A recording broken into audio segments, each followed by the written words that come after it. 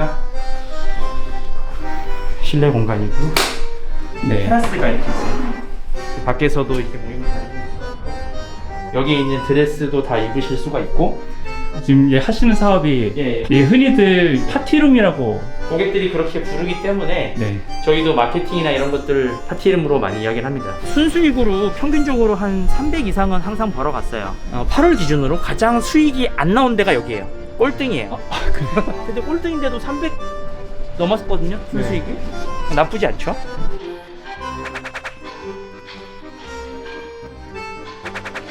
이렇게 공간대여 사업 언제부터 시작하신 거예요? 저는 이제 2019년 그때부터였고 네. 제가 이걸 하게 된 게 제가 2018년도가 저한테는 엄청 힘든 한 해였어요. 아, 왜요? 사실 뭐 대한민국 직장인들 모두에게 이제 영향을 준 사건이 그때 있었죠. 네. 비트코인 대폭락. 옆에 직원이 자꾸 2배 올랐다 3배 올랐다 막 이러니까 못 모르고 했다가 막 저도 그냥 2배 가는 거예요. 일하는 게 바보처럼 느껴지는 거야. 출근했다 퇴근했는데 700이 입금돼 있네? 제가 너무 어리석었죠. 그래서 이제 벌었다라고 착각하는 기간을 지나서 이제 폭락이 시작됐는데 나중에는 이제 너무 이제 손쓸 수 없게 떨어져 버리니까 정신적인 이 피폐함이 너무 심해지니까 네. 그걸 이제 팔아버렸죠. 그 사건이 저한테 준 이제 큰 깨달음 같은 게 있었어요. 그게 뭐였냐면 제가 본 부자들은요 뭔가 자기만의 사업 구조가 있는 분들이라는 걸 깨닫게 됐어요. 그러니까 작더라도 네. 그러니까 이제 자기 노동을 태우는 게 아니라 자기 비즈니스 구조로 타인의 노동을 이제 레버리지 하는 거죠. 그렇게 해서 돈을 버시는 분들이 사업가고 기업가고 그렇더라고요. 그래서 그때 그 투자 막판에 난 또 이 투자판에 놀아놨다. 내가 만든 구조 아닌데 남의 구조에서 열심히 해보려고 하니까 안 되는 거죠. 네. 작더라도 뭔가 내 거를 만들어야겠다라는 생각으로 막 돌아다니다가 뭐 트렌드한 거 뭐가 있지 뭐 하다가 이제 공간대여 사업, 당시에 파티룸 사업이었고 했는데 잘 됐을 것 같지만 말아먹었어요. 왜 말아먹었냐면 제가 이 사업에 대한 이해도가 없었거든요. 그래도 제가 직장 다니면서 잘 배웠다고 생각하는 게 많은 이제 사업들을 경험하다 보니까 약간 사업 구조화에 대한 고민을 많이 했었어요. 그래서 이 사업의 핵심 그 해결해야 될 문제가 뭔지를 엄청 오래 고민했거든요. 그러다가 이제 하나 둘 풀어내고 나중에는 이제 지점 하나에서 제가 한 650 정도 벌었어요. 순수익으로. 한 달에. 예. 맘 먹으면 이제 저는 출점할 수 있는 이제 지경이 온 거죠. 그래서 이제 매물들도 좀 남들보다 좀 빨리 보는 것 같고 오픈도 속도가 좀 많이 빨라요. 오픈까지도 시스템화돼 있는 거죠. 그러다 보니까 이 사업은 이제 어느 정도 저한테는 안정적으로 되게 스트럭처화된 구조가 된 거죠. 구조화돼서 건드려 놓으면은 이렇게 패시브하게 소득을 가져다 주고. 그러니까 이게 소득이 생기니까 좋은 게 시간이 생겼어요. 시간이 생기니까 이 스트럭처를 고민하고 연구할 시간이 더 많아진 거예요.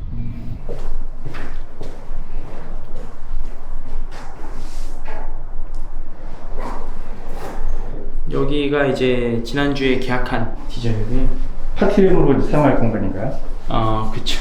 여기가 공원 뷰가 나와서 네. 뷰가 좀 괜찮죠? 와. 네, 그래서 여기 뭐 오피스텔 시설이다 보니까 손댈 게 크게 없긴 해요. 근데 여기 예전에 뭐 하던 공간인가요? 여기가 밖에 나가서 보시면 아시겠지만 네. 다 업무용 오피스텔이에요.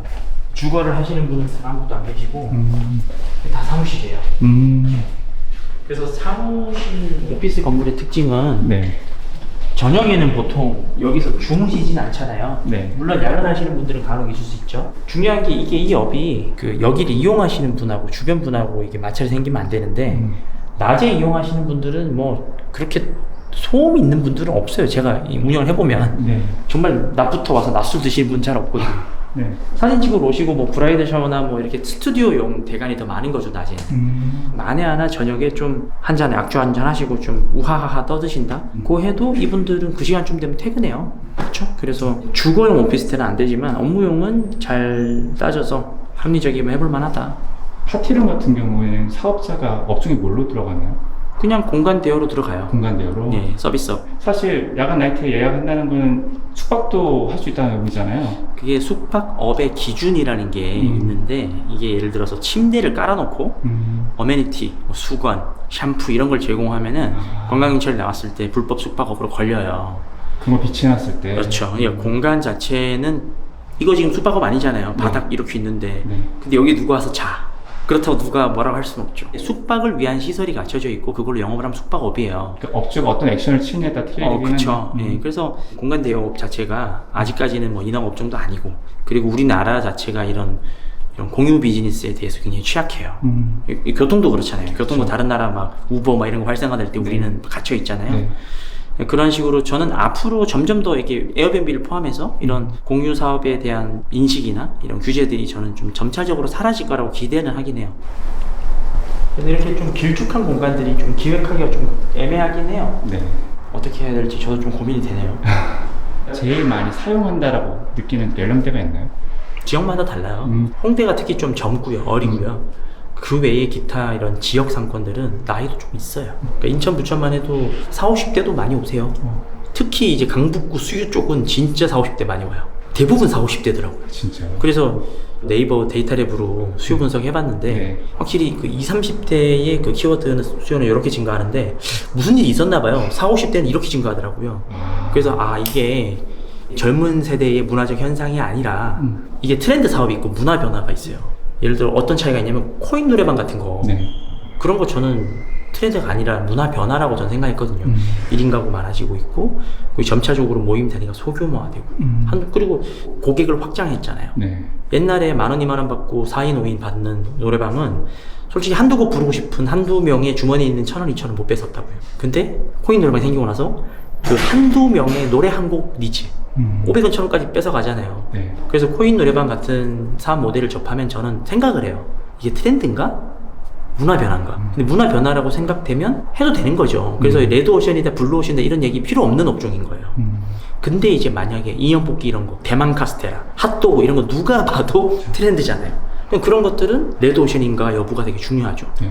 근데 이 사업은 제 생각에 레드오션이 되진 않아요. 물론 이 트렌드 증가 속도보다 공급 속도가 많다 그러면 경쟁은 좀 치열해지겠죠. 네. 그러니까 이런 데서는 오히려 사업을 잘하면 되는 거죠. 남들보다 더 인사이트 있게 더 많이 연구하고 문제 있으면 더 많이 해결해내고 그런 시장이기 때문에 참여하면은 좀 나쁠 건 없다고 생각을 해요. 근데 확실히 참고하셔야 될 거는 수익화에 성공하신 분들이 많지는 않아요. 이것 또한. 그렇죠. 네, 많지는 않아요. 그래서 이런 얘기 되게 싫어요. 누구나 다 할 수 있을 것처럼 이야기하는 거. 네. 누구나 다는 없어요. 세상에 그런 거 존재하지 않아요. 그러니까 어느 정도의 시간 사용이라던가 헌신이라던가 이런 것들을 할 수 있는 에너지와 각오가 있는 분들이 하는 거지. 그렇잖아요. 우리가 맞아. 우리가 시험 공부하면 시험 붙는 거 누가 몰라요. 근데 공부 안 하잖아요. 똑같은 것 같아요. 이게 방법을 알아도 하고 안 하고는 개인마다 다르기 때문에 쉽게 볼 건 아니다. 여기를 리폼하는 방법이 있고 신규로 발주하는 방법이 있어요. 네. 이런 건 시트보다 그냥 화이트 도장을 해버려요. 이런 벽지들도 좀 촌스럽잖아요. 덧도장 그냥 발라버리면 되거든요. 레일 조명이 있고 없고가 공간 느낌 확 바꿔요. 여기는 네모로 돌립시다 이렇게. 그래서 저는 공간을 조금 분리하면 좋겠어요. 여기는 완전 그냥 모임 공간, 그리고 여기는 진짜 사진 찍는 공간. 포토존. 포토존. 화장실은 이게 조금 날려가지고. 상관없어요. 화장실 안 봐 사람들이. 그리고 이 정도면 사진 찍었을 때 그렇게 나쁘진 않아. 그러니까 이게 어떤 요소 때문에 고객들이 오는지를 봐야 되는데 저기에 돈 쓸 거면 차라리 포토존을 잘해가지고 그걸 강조해서 사람들 오게 해야지. 고객이 갑자기 화장실 예쁘네 이러고 예약하진 않거든요. 그러니까 리뷰 올라올 때 뭐 화장실이 생각보다 좀 얼때 이 정도는 올라올 수 있겠지. 근데 그거 뭐 그렇게 개의치 않아도 돼요. TV를 여기는 벽걸이는 하지 맙시다. 바퀴 달린 거 회의할 때는 이렇게 썼다가 뭐 쇼파에서 볼 때는 이렇게 돌렸다가. 대표님께서 생각하시는 그 예산하고 인테리어 기간은? 제 생각에는 한 500, 600 정도 수준에서 끝나지 않을까 싶고, 기간은 타이트하게 하면은 빨리 할 수 있어요. 본인이 되게 바쁘게 움직여야 돼. 실례가 안 된다면 사장님은 어느 정도 예산을 생각하고 준비하시는 거예요? 저요? 2천만 원 내외로 생각하고 있어요. 다 합쳐서. 그게 보증금이 얼마예요? 1,055. 렌트프리도 한 달 받았죠. 아, 렌트프리도요? 그래서 공사 기간 동안 비용 안 들이고 할 수 있고. 그래서 본인이 서둘러서 빨리 준비되면 보름은 장사라니까.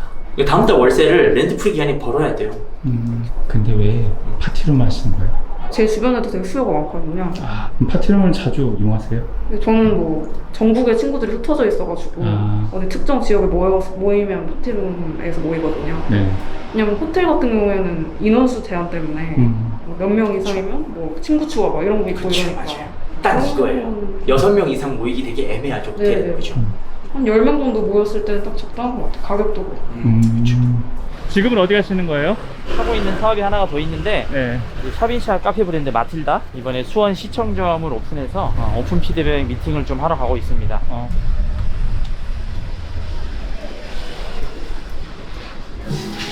아메리카노 마시면 안 될 것 같아요. 아까 말씀 중에 샵앤샵을 한다고 했잖아요. 정확히 어떤 개념이에요? 이제 개인 카페들이 배달에 대해서 실력이 천차만별인데 우리 이제 효연 대표님 되게 젊으시잖아요. 네. 그래서 아무래도 어느 정도 온라인 사업에 대한 이해도가 있고 센스 있는 분들이 더 잘하시잖아요. 그래서 효연 대표님이 그런 분이시고 이분이랑 같이 협업을 해서 가맹 사업을 하기 전에는 앞에 마틸다 브랜드를 넣어드리고 이걸 통해서 배달 매출 증진이 일어났을 때 상승된 매출에 대해서 저희가 이제 컨설팅 비용으로 10% 정도를 받아가던 게 이 사업 모델의 시초였어요. 올해부터는 이제 정식으로 가맹거래 계약서 다 바꿨죠. 이제 로열티 형태로 이제 10%를 똑같아요. 계약 내용은. 지금 현재 지점이 8개? 9개? 9개.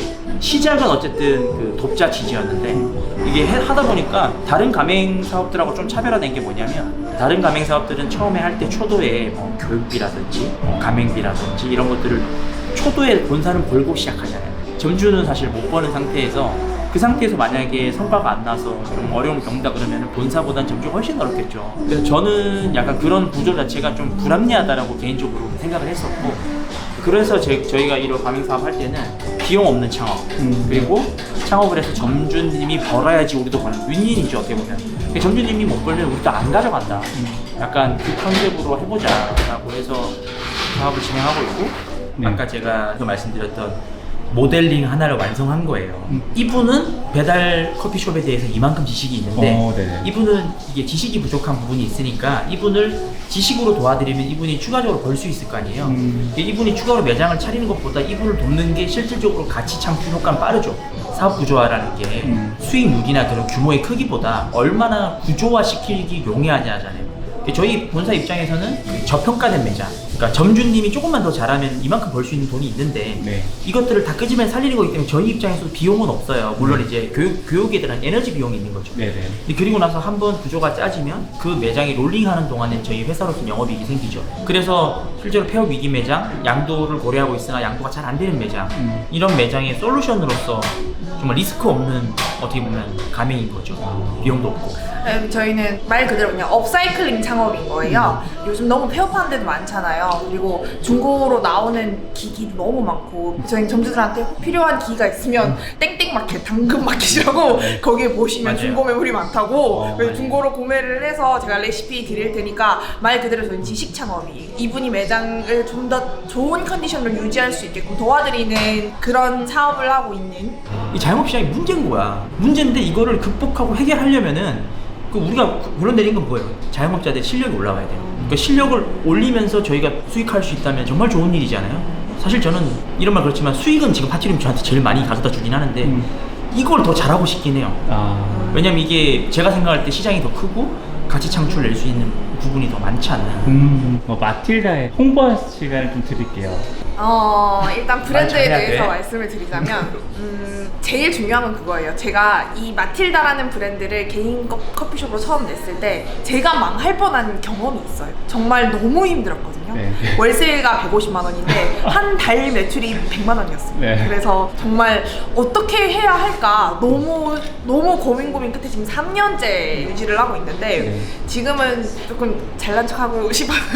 잘난 척하면서 얘기를 하면 지금 매출이 뭐 3천 넘게 한 4천 가까이 나오고 있어요. 100만 원부터 4천으로? 네. 그래서 제가 이거를 경험을 해봤기 때문에 그 힘든 매장을 도와드릴 수 있는 거예요. 근데 저는 진짜 자부를 하는 게 저희 레시피는 다 맛있어요. 제가 하나하나 정말 까다롭게 테스트해서 만든 메뉴이기 때문에 정말 너무너무 맛있어요. 앞으로 굉장히 크게 성장할 수 있는 브랜드니까. 야, 귀찮아. 여기까지 하겠다.